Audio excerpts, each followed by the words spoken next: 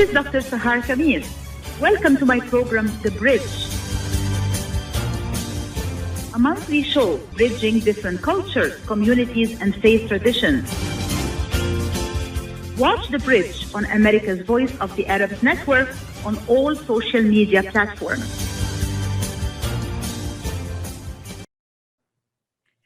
Good morning, everyone, and welcome to another great program on US Arab Radio on my show, The Bridge. Today, we're going to be having a very important and interesting and timely discussion about the most important shifts in political, economic, and social trends in the MENA region, in the Middle East and North Africa, in the post-COVID-19 era. And with me this morning discussing this important and timely topic are two experts from Arab Barometer, Dr. Abdul-Wahab Kayyali, who joined Arab Barometer as a senior research specialist in 2018. He is the editor of Arab Pulse, which is the Arab Barometer's quantitative social science blog.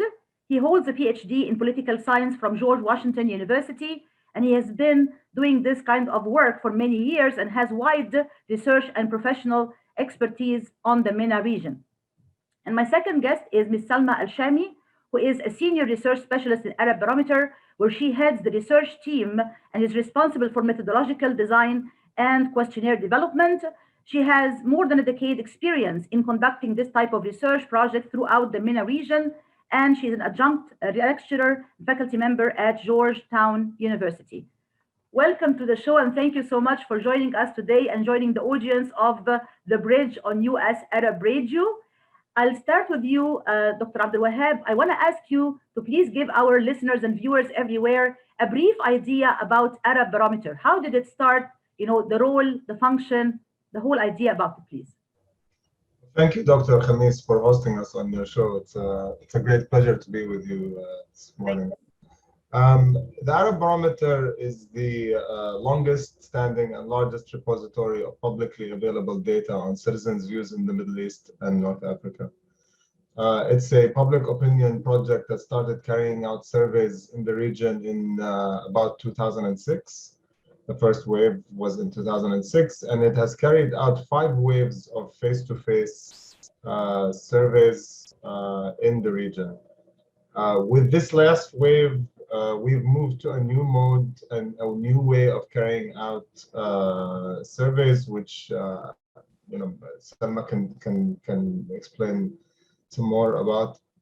I think what's unique about the barometer is that the longevity, the fact that we've been carrying out these surveys for a sustained period over the last 15 years. We've been asking the same questions, some of the same questions for the last 15 years. So we have trend data on trust in government, evaluations of economic situations, evaluations of freedom, evaluations of corruption. In many of the countries where we carry out our research, and I think all this data is available publicly for researchers, for analysts to download off our website and to analyze and to sort of reach their own conclusions about what's happening on the ground and what Arab and Middle Eastern and North African public opinion is telling us. This is excellent. I like the part about, the consistency that you've been doing this work for the last 15 years, which is very important, of course. And I also like the name of the blog, Arab Pulse, right? Like measuring the pulse of the Arab region. I want to ask you, what did you feel were some of the most important, maybe trends that somehow were consistent over the period of 15 years, and some of the trends that you felt were really shifting even before the COVID-19 pandemic, which is going to be pretty much the focus of our discussion today, the trends, of course, and the findings from your own research on the COVID-19 pandemic era. But even before COVID-19, I want to ask you, just measuring the pulse of this region, of the MENA region and the Arab world over the last 15 years, what did you feel were some of the most important key, trends that were somehow consistent and some that really were shifting or changing dramatically even before COVID-19?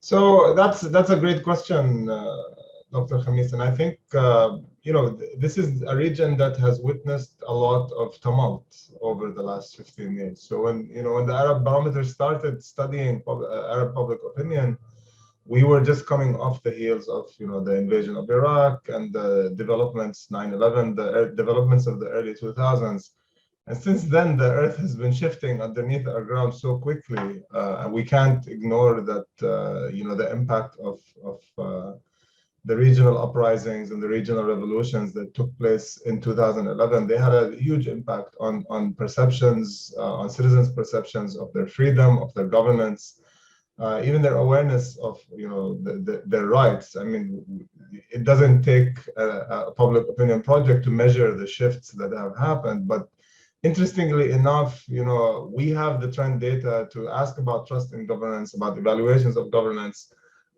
in some of the countries, as they were witnessing the shifts. So we have data from Egypt in 2013, right before the coup. We have data in Tunisia right after, the fall of Ben Ali.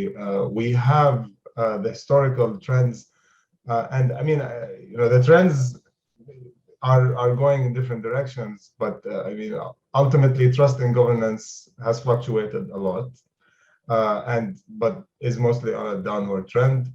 The desire to migrate is very high and increasing, and that has to do with the situation of each of these countries, the economic situation of each of these countries,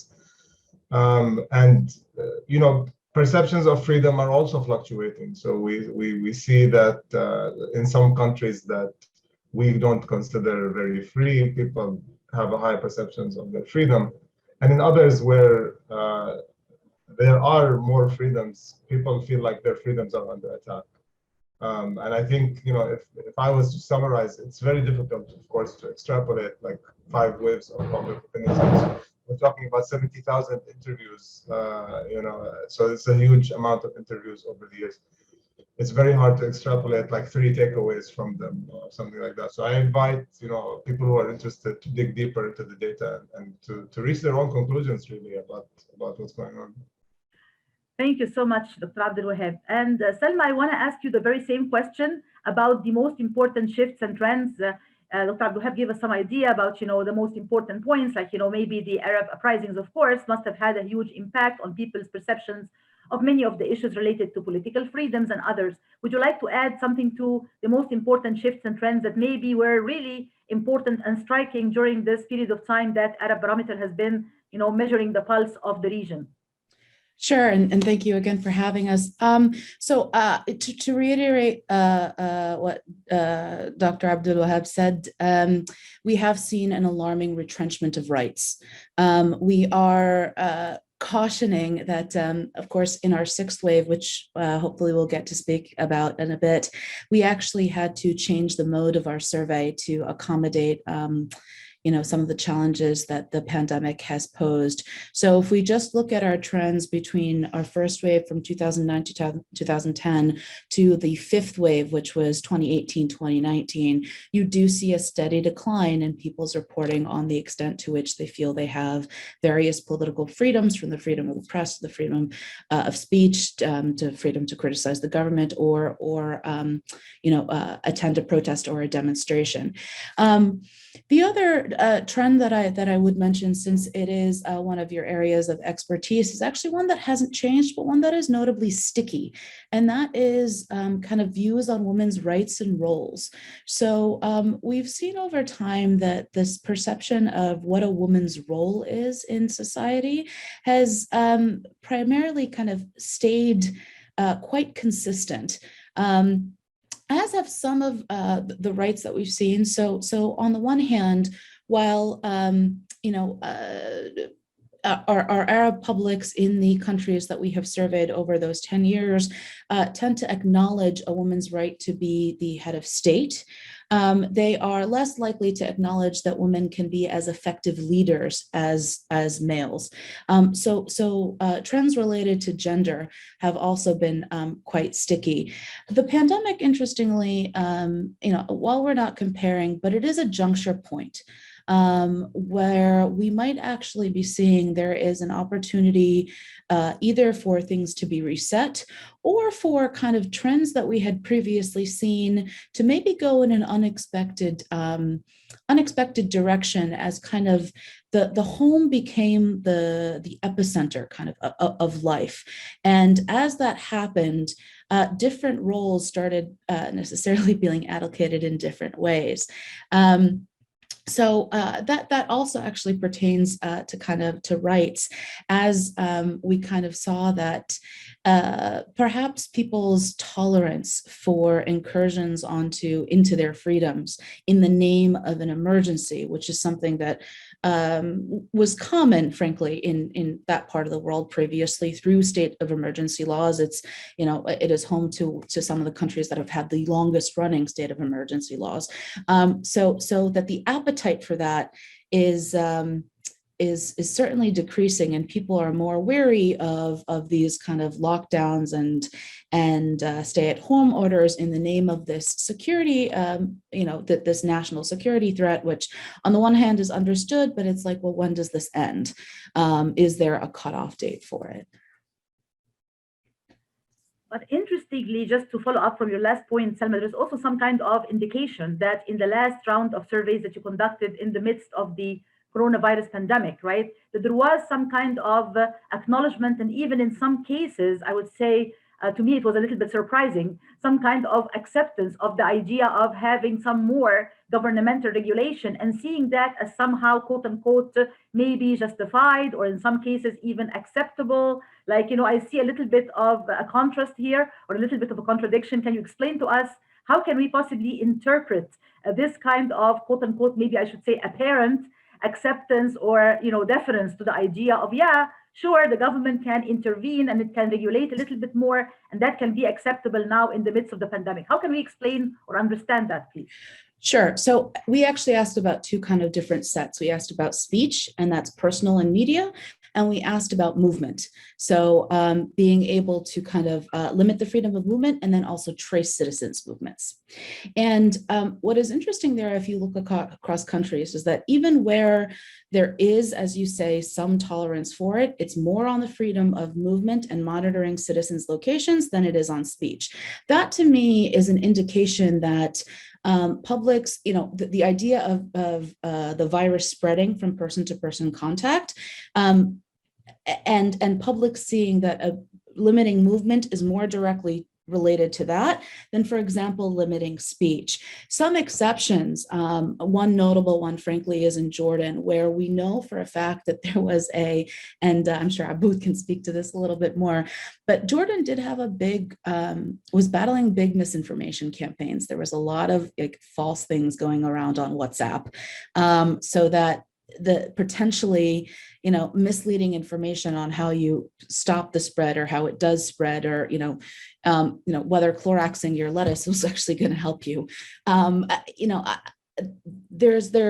That type of information was seemed to be proliferating, and potentially that's why there was a greater tolerance for that in Jordan in particular.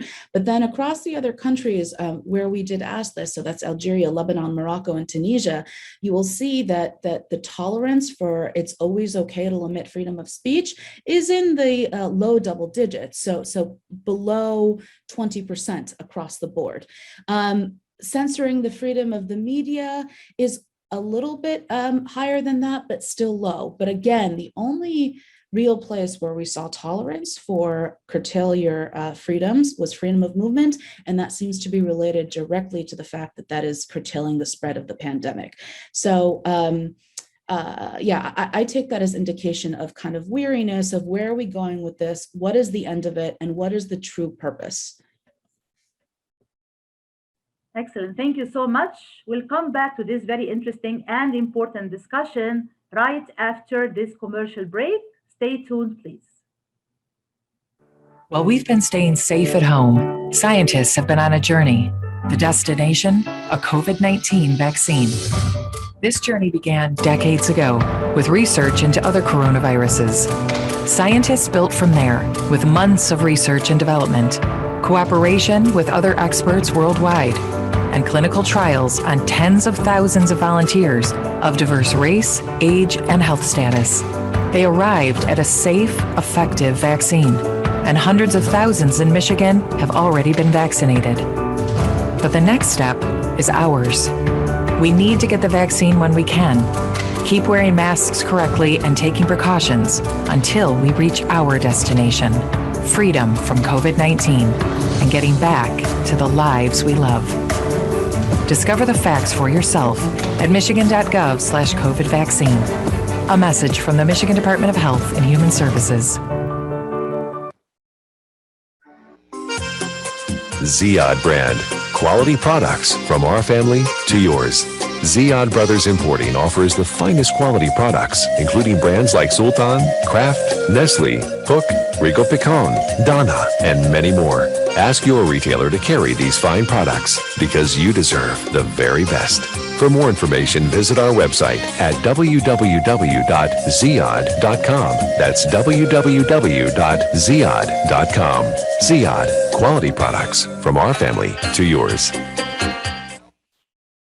When it comes to reproductive medicine, IVF Michigan fertility centers are the recognized leaders. With locations in Bloomfield Hills and 5 other cities in Michigan and Ohio, IVF has experts in all aspects of the field. As a founding member of IVF Michigan Fertility Centers, Dr. Nicholas Shama is one of the leading reproductive endocrinologists in Michigan and Ohio. Dr. Shama has performed over 10,000 IVF cases and has helped thousands of couples fulfill their dreams of parenthood. American board certified in both obstetrics and gynecology and reproductive endocrinology and infertility, Dr. Nicholas Shama is a very caring, compassionate, expert physician that understands not only the medical but also the emotional toil of infertility on his patients. When it's time, get personalized care from Dr. Nicholas Shama at IVF Michigan Fertility Centers in Michigan and Ohio. Call toll-free 855-952-9600, 855-952-9600.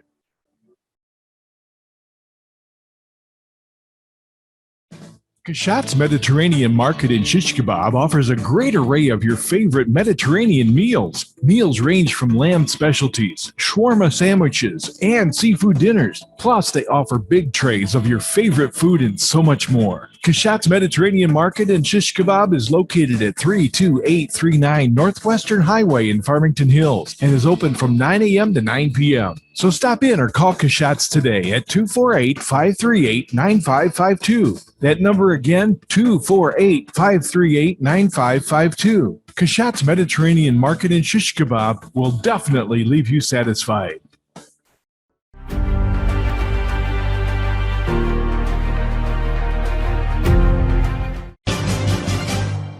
This is Dr. Sahar Khamis.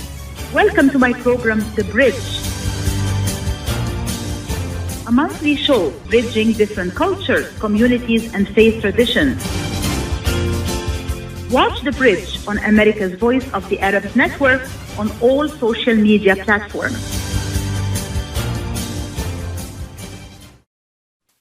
Welcome back to the show, everyone. This is your host, Dr. Sahar Khamis, and we're talking today about a very important and timely topic, the most important shifts in political, economic, and social trends in the MENA region, the Middle East and North Africa, in the post-pandemic era. And with me this morning discussing this important topic are Dr. Abdul-Wahab Kayyali and Ms. Salma Al-Shami from Arab Barometer. Dr. Abdul-Wahab, let me go back to you with a question about the hurdles or the difficulties of measuring the pulse of the Arab region and the MENA region. What are some of the most important hurdles or challenges or maybe difficulties that researchers could face when conducting this type of research and doing this kind of work in this region? Thank you, Dr. Khamis. I think Salma actually is better equipped to answer this question, but I will say briefly that, as somebody who has done research on the ground, I think, one of the biggest hurdles is getting security clearance. Carrying out surveys in the Arab world is not, it's not something to be taken lightly. The questionnaires need to be screened and they need to be approved, and you can't just go knocking on people's doors and asking questions about, do you trust the government or not? And I think that part of our work is underestimated. The challenges of doing that work is underestimated. Some of our field teams have faced tremendous risks, not working on our projects necessarily, but fielding surveys, and they have been in trouble, honestly, in certain countries that don't have a tolerance for for research and for academic research. And I think one of the challenges is to just push forward on this issue of academic freedom, that this is valuable work, that this is informative for multiple stakeholders, that this is not partial to any agendas, and it's not trying to stir trouble, but this is valuable work that needs to be defended, and it needs to be lobbied for on a constant level. And as for the specific challenges, I'll turn it over to Salma, because I think she has more to contribute to this than I can. So Salma, please, being someone who has been supervising this kind of work and the research team in Arab Barometer, and also taking care of the actual conducting of the surveys and research, I'll ask you the same question, and please elaborate further on the actual hurdles on the ground, so to speak, in doing this type of research in this region in particular. Sure. So to launch off of what Dr. Aboud had just started speaking about, I think one of the pioneering factors of Arab Barometer was its ability to launch on this big of a scale the collection of micro-level disaggregated data across the region, where there was really formerly a dearth of information, of public opinion polling, of survey work, in part because of these kind of structural, legal, at times cultural barriers that researchers faced in the MENA region. Each set of surveys brings it's a separate set of challenges. So let me speak a little bit about what kind of COVID did and how we had to think about re-engineering our approach in our wave 6 surveys in particular, and some of that does resonate with waves 1 through 5. Of course, the Arab Barometer's general mode of collecting information is face-to-face. The protection of our research teams, of respondents, and laws and restrictions on movements, as we were just talking about, really curtailed our ability to do that. And so, when presented with the challenge of how do we move forward, the phone became a viable option in the MENA region, particularly because we had the infrastructural capacity to do so. So mobile phone penetration rates throughout the region are above 90% in all of the countries where we surveyed this wave. They go up to 120% in some places, which means that many people actually have 2 phone numbers.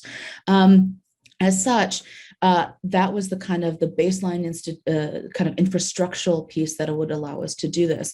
In addition to that, we had to look at the capacity of our teams. Our partners in the region are really a big part of the success of this project.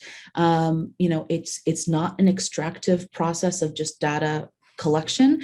A big part of Arab Barometer's goal is actually developing regional capacity, which means training teams, and which also means really trying to solicit and incorporate their invaluable feedback into various aspects of the project, including sampling and the questionnaire design, because at the end of the day, they know their countries better than anyone else does. And so, and for some of our teams, we had a phone infrastructure in place where we could do things like auto dial, or in others, we actually had to rely on manual dialing. Another kind of big piece is actually the length of the interview. So usually Arab Barometer surveys span a large number of topics with in-depth dives on multiple topics. Phone surveys are shorter.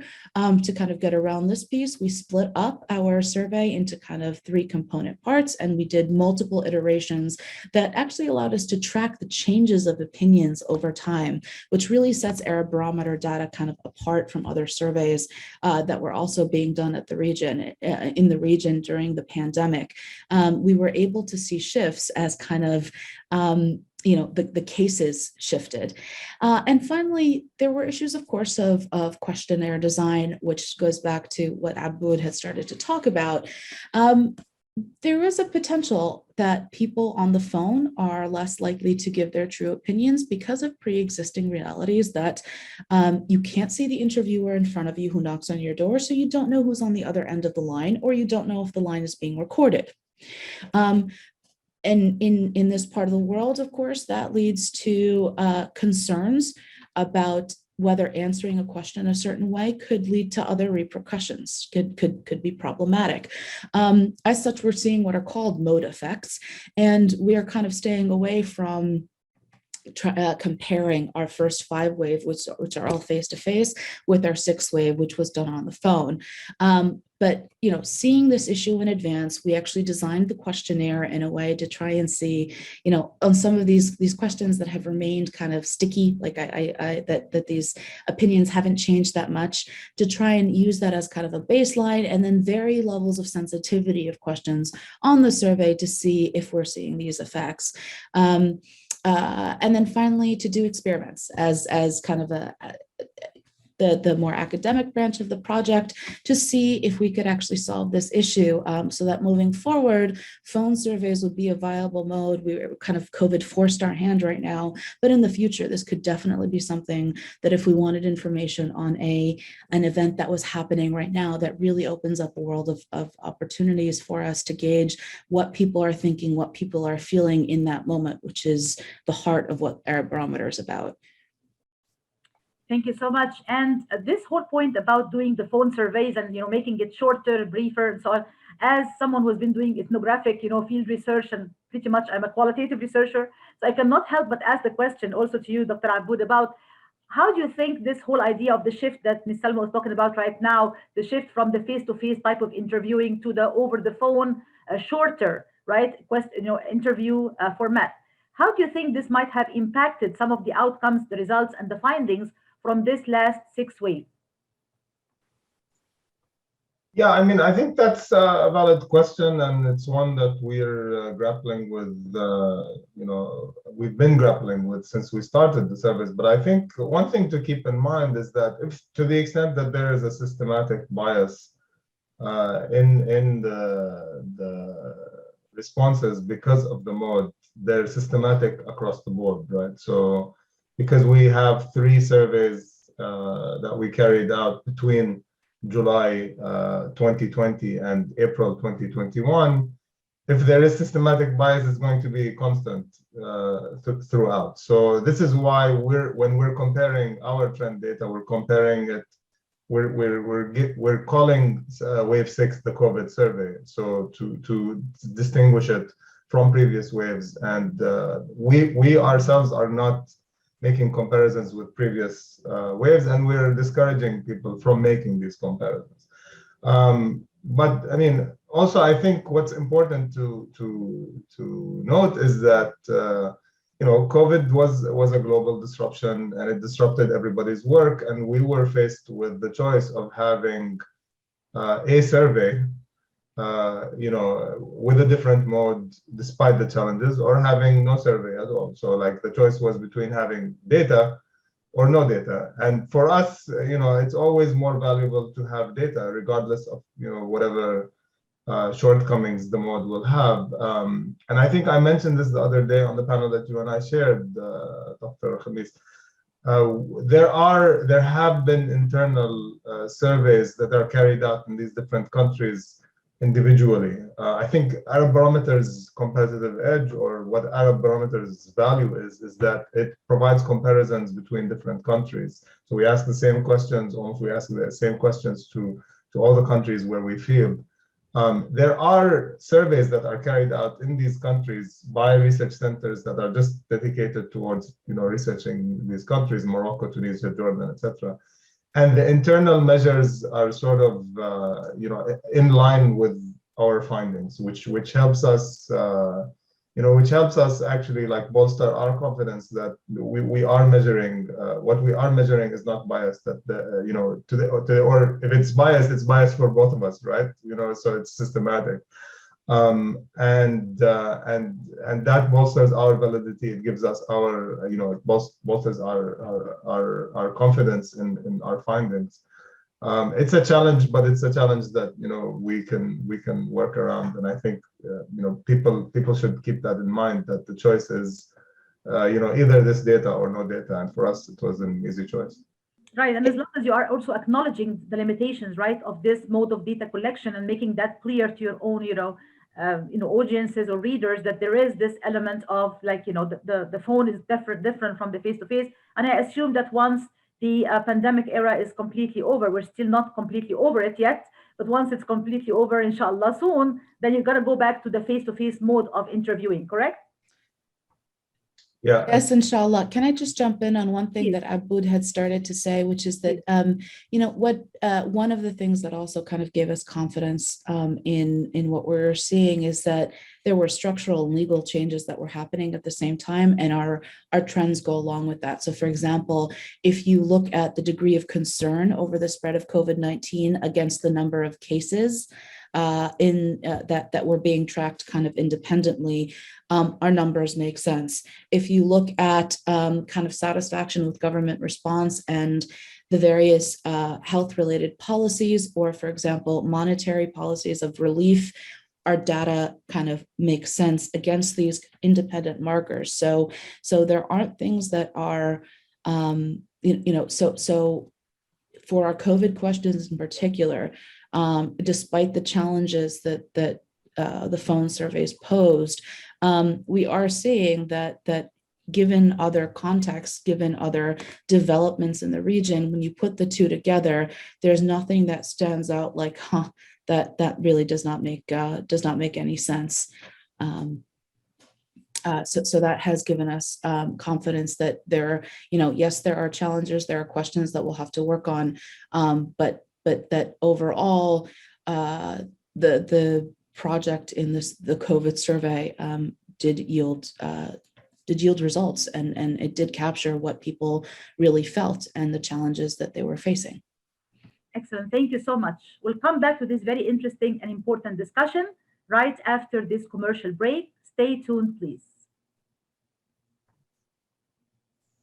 Get ready for an amazing experience at Ishtar Restaurant on 15 Mile Road in Sterling Heights. Enjoy excellent hospitality from owners Ali Al-Baghdadi and Fatty Bonham, serving the best in Mediterranean food. Try Chef Ali Al-Baghdadi's famous shawarma, the best Iraqi grills and food, and the best Arabic and international dishes. Dine in our authentic atmosphere or take out. Call 586-698-2585 or check us out on Facebook. Ishtar Restaurant practices all CDC guidelines and is open every day 11 a.m. to 10 p.m. Have an amazing experience today at Ishtar Restaurant, 3625 15 Mile Road, Sterling Heights.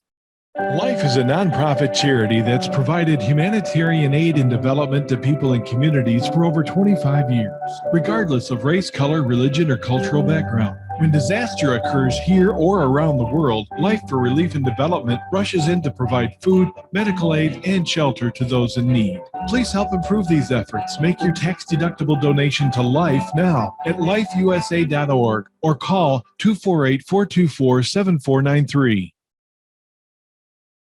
Enjoy the first Syrian-style cuisine in Michigan. At Damas Cuisine and Catering, you'll find a wide selection of Syrian foods and sweets in our menu, like frikeh, hoisin, grape leaves with steak, mashawi platter, hot mahashi, char-grilled kebab, shawarma, and much more. Get super fast delivery from Damas Cuisine and Catering right to your door. Order online at damascuisine.com/menu and track your order live. Damas Cuisine and Catering, 28841 Orchard Lake Road in Farmington Hills. Call 248-987-4985. Are your hands feeling numb? Do you feel pain opening up a jar, turning a key? Are you noticing that your elbow and your shoulder are becoming stiff? Or were you recently injured in your arm?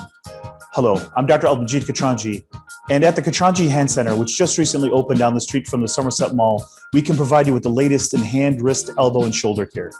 Visit us at www.katranjihandcenter.com to learn the latest techniques that we have to offer you, and I look forward to taking care of you.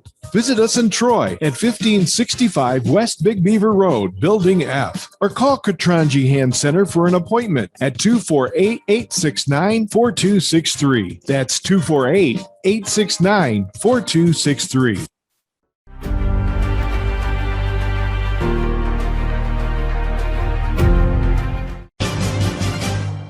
This is Dr. Sahar Khamis. Welcome to my program, The Bridge, a monthly show bridging different cultures, communities, and faith traditions. Watch The Bridge on America's Voice of the Arabs Network on all social media platforms.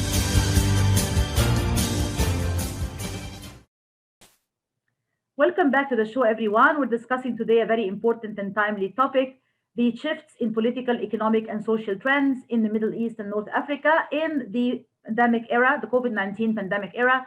And with me this morning discussing this important topic are two experts from Arab Barometer, Dr. Abdul-Wahab Kayyali and Ms. Salma Al-Shami.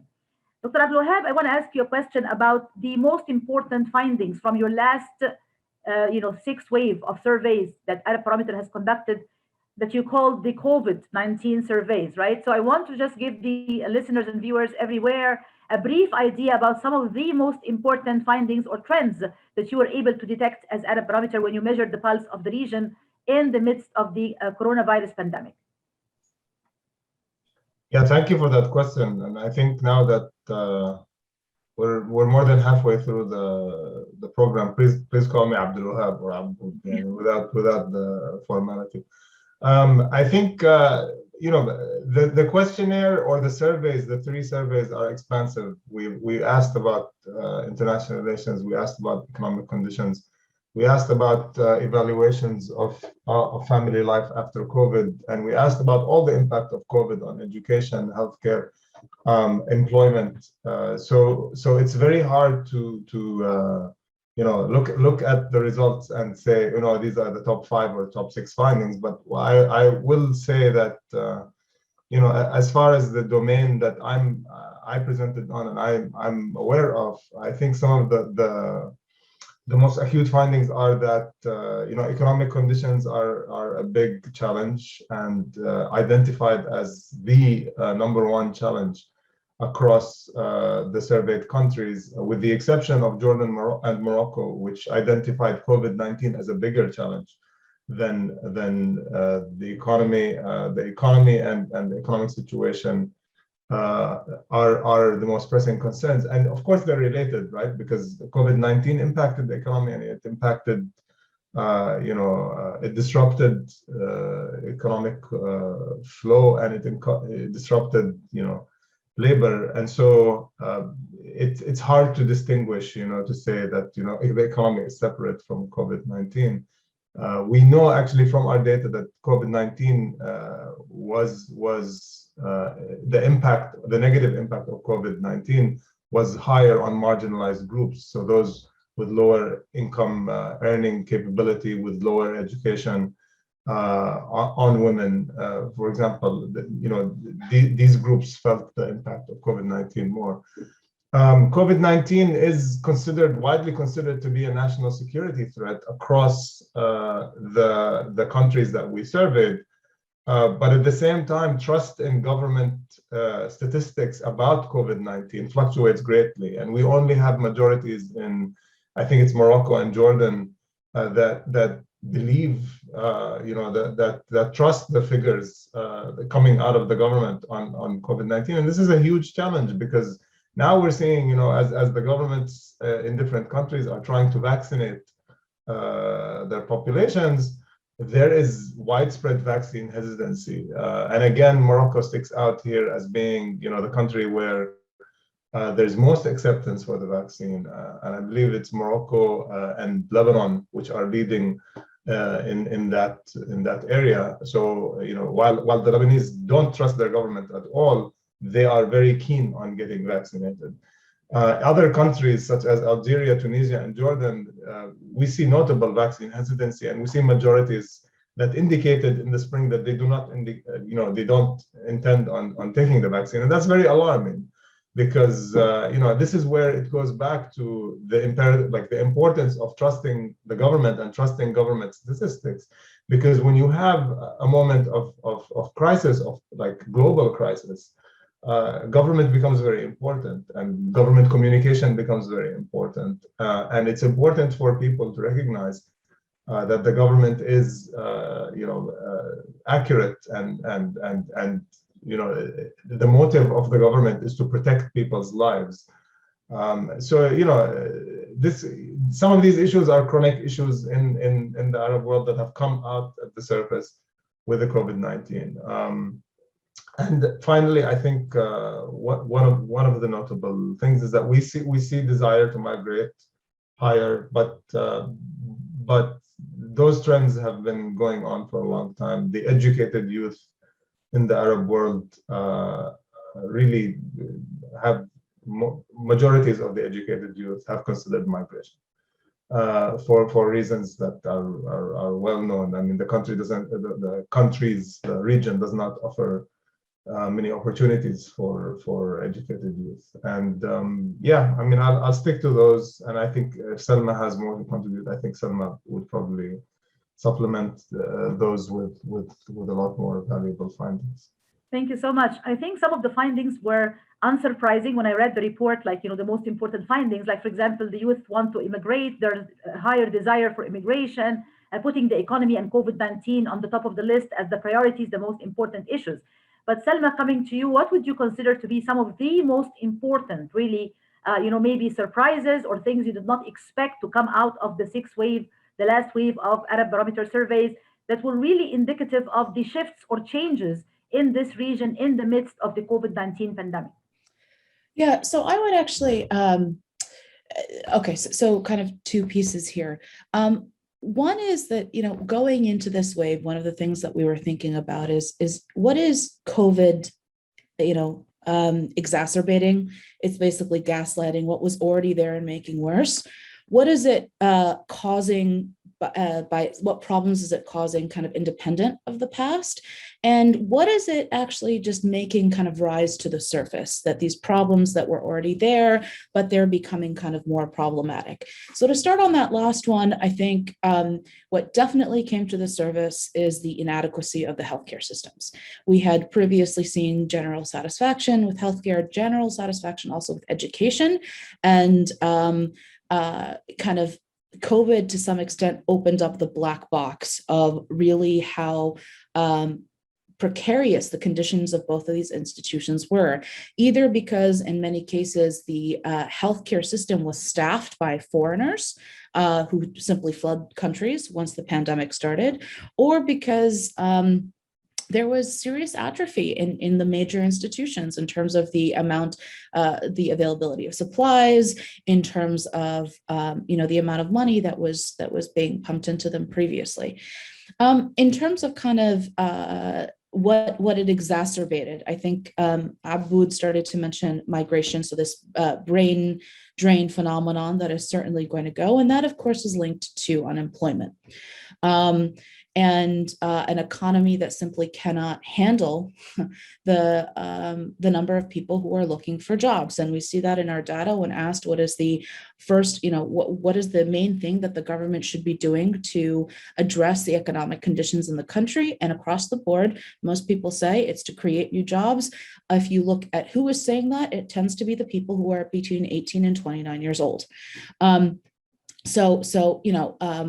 Of course, unemployment was always a problem in the region long before the COVID pandemic hit. This has not made it any better. This has exacerbated the problem. And in terms of what it's kind of brought about, one of the trends that I think has been most notable across the board is we are seeing some really strong gender divides across a whole battery of questions. Gender divides, of course, were always things that we had seen in various parts, but nothing, I would say, is consistent as we've seen in this sixth wave. So by way of example, again, over time, women have been more concerned over the spread of COVID-19 than men. That has continued to be the case in all but basically two countries where the gap closed between July 2020 and April 2021. Women also tend to be more concerned. The reason that they're more concerned tends to be because they fear the death or illness of a family member. Which, not only that is the overall reason for why everybody's afraid. So there's a human toll, there's a human cost to COVID that is still being felt. But the other side of that is, as the caretakers of the home, it is on women to kind of take care of anyone who falls ill. That is their domain, and so there is additional pressure on women there. So so to kind of look across those three, and I would add one more, which is kind of looking and launching us into AB7, which, as you said, inshallah, will launch face to face in the fall. In several of the countries where we were surveying, we kind of have protest interrupted moments. One of the questions that we ask is, what citizens believe are the biggest challenges faced by COVID, and the interruption of the political challenge is not one of the biggest ones. That said, what we are interested in seeing is once kind of the health crisis is a little bit more under control, once there are more policies that maybe the government is going to institute to get the economic crisis under control, be it policies to deal with inflation or some sort of relief, be it in the form of subsidies or cash payments, are these kind of protest interrupted movements going to refuel? And of course, as people can go back into the streets physically, and we're going to be looking at this particularly in Lebanon and in Iraq, where, if in the fall of 2019, and of course in Lebanon ongoing, that is going to kind of flare up again. Libya is also going to be an interesting place to keep an eye on, as Libya for the first time has formed a unitary government. So in the middle of our surveys, we were no longer asking about two separate governments. We're asking about one unitary transitional one that will eventually hopefully have elections later this year. So kind of how those three contexts are going to emerge out of COVID. Absolutely, these are all very important points to monitor definitely in future also Arab Barometer surveys in the post-COVID-19 era. And I'm very glad you brought up the point about, of course, the gender divide and the gender gap, which is very important for women in this part of the world, the Middle East and North Africa. In the Arab world, we see all of these gender disparities that became even worse in the midst of the COVID-19 pandemic, with women being, as we always say, the hardest to hire and the easiest to fire when it comes to the economy, disparities in income, in healthcare access, in education, and the high illiteracy rates, of course, among women in the region, and lack of access to technology and to online education. All of that only got worse with the COVID-19 pandemic, and I'm sure your data reflects that. We'll come back to this very interesting and important discussion right after this commercial break. Stay tuned, please. Thank you. At Top Rehab Physical Therapy Clinic in Dearborn, we provide effective physical therapy sessions in order to limit pain and discomfort. Top Rehab provides physical therapy care for any diagnosis prescribed by a physician, and we regularly see and treat conditions such as stroke, TMJ, fibromyalgia, sciatica, joint pain, and more. We use a variety of pain management methods, including modalities, soft tissue mobilization, and therapeutic exercise. If you're in need of physical rehabilitation or physical therapy, get the highest quality health care at Top Rehab. Most insurance is accepted, and we're open Monday, Wednesday, and Friday 8 to 6, Tuesday and Thursday 8 to 5, and Saturday 10 till 2. Call for an appointment today at 313-846-0555. That's 313-846-0555. Choose Top Rehab Physical Therapy Clinic on Michigan Avenue in Dearborn. Life's too short to be in pain. Are you going to start a restaurant or a grocery store soon? Do you need floor plans and designs? Call Naji Abood at 734-744-9796. Do you want to buy kitchen and restaurant equipment at discount prices? Call Naji Abood now, 734-744-9796. New Concept Products and Design, the trademark of kitchen equipment. 5% discount on all purchases of $75,000 or more. New Concept Products and Design, new location, 31185 Schoolcraft in Livonia. Learn more at www.newconceptproducts.com. Call Naji Abood, 734-744-9796. When you're looking for the best in optical care, Dr. Imad Nakash is your doctor to see. With years of experience and thousands of successful procedures performed, you can trust your eyes to Dr. Imad Nakash. See Dr. Imad Nakash and his professional staff for your eye care needs. There's 2 locations to serve you. In Hazel Park, call 248-336-3937. 248-336-3937. In Rochester Hills, call 248-299-3937. That's 248-299-3937.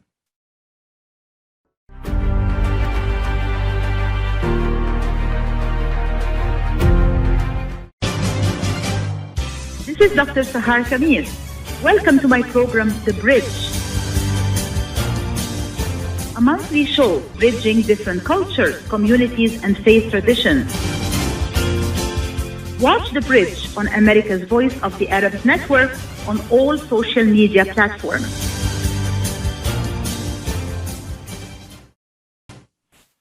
Welcome back to the show, everyone. We're discussing today the most important shifts and trends in the MENA region in the midst of the COVID-19 pandemic. And with me this morning are two experts from Arab Barometer, Dr. Abdul-Wahab Kayyali and Ms. Salma Al-Shami. Abdul-Wahab, I want to come to you with a question about the social media aspect. Of course, as a communication scholar, I cannot help but ask the question. Your data shows that there is a big reliance on social media in this part of the world, especially in the midst of the COVID-19 pandemic, but we cannot assume that everyone has access to 24/7 high-speed internet everywhere, because this is simply not the case. So can you tell us briefly, since we just have 10 minutes left in the program, unfortunately, as they say, good times fly quickly, if you can just tell us briefly the impact of these types of access disparities in the region on people's findings, the most important results that came out from the sixth wave of the Arab Barometer survey. Yeah, I mean, I think you know probably better than I do that the information environments in all of these countries are restricted. I mean, with the exception of Tunisia and maybe Lebanon and maybe even Iraq, that the information environment in these countries is restricted. And so when citizens can't find news that they trust and that they can rely on, they turn to social media because that's the alternative source. The data shows that there are clear splits on social media with regards to age and education. So younger citizens and citizens with higher education are more likely to turn, well, first of all, to use the internet more regularly, but also to rely on social media for as their source of breaking news. I think the implications of this are that you know, Arab states are trying to push back against this by instituting social media laws that are quite restrictive and quite I mean, I don't know how else to describe them, but restrictive. Social media, قانون الجرائم الإلكترونية, for example, like electronic crimes laws in different countries. The cybercrime. Yeah, I think the response has to be a bit more sophisticated. There is no way to control social media. There is no way to police it. There is no way to. I mean, this is a losing battle.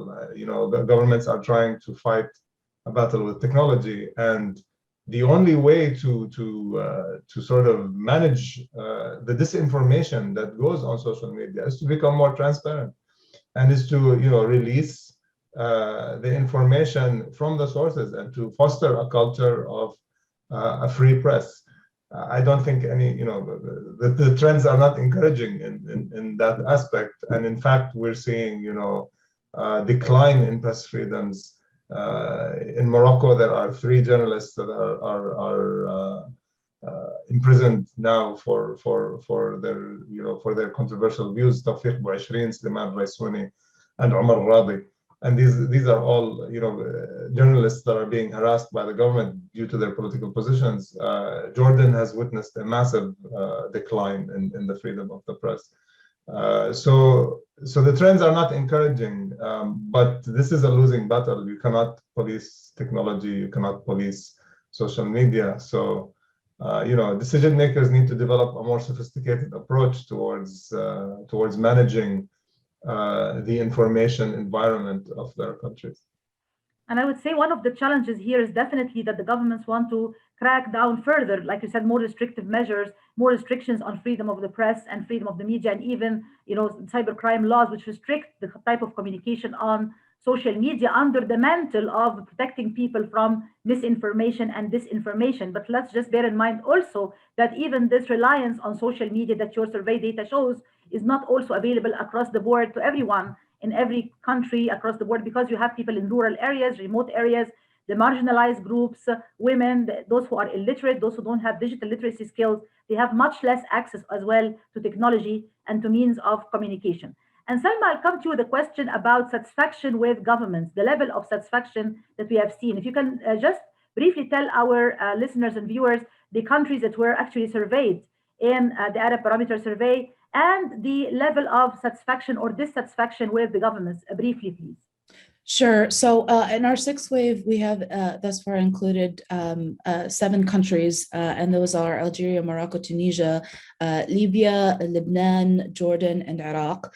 Those were in our 4th survey of the sixth wave. Iraq was the addition there, and government satisfaction has fluctuated over time, primarily as a function of kind of response to the healthcare crisis and response to the economic crisis. In Morocco, where government satisfaction with COVID and overall government satisfaction is high, satisfaction with COVID is at 86%. In Morocco, we see 2 trends that underpin that.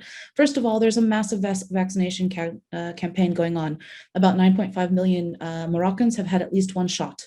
And that surpasses the rest of the Arab world. Second of all, Morocco is the only country that was surveyed where a significant portion of the population said they got any type of relief aid from the government. So 49% of Moroccans report receiving some sort of aid. Of those 49%, 41% say they got some sort of cash payment. That has helped that's 86% satisfaction with COVID response in Morocco.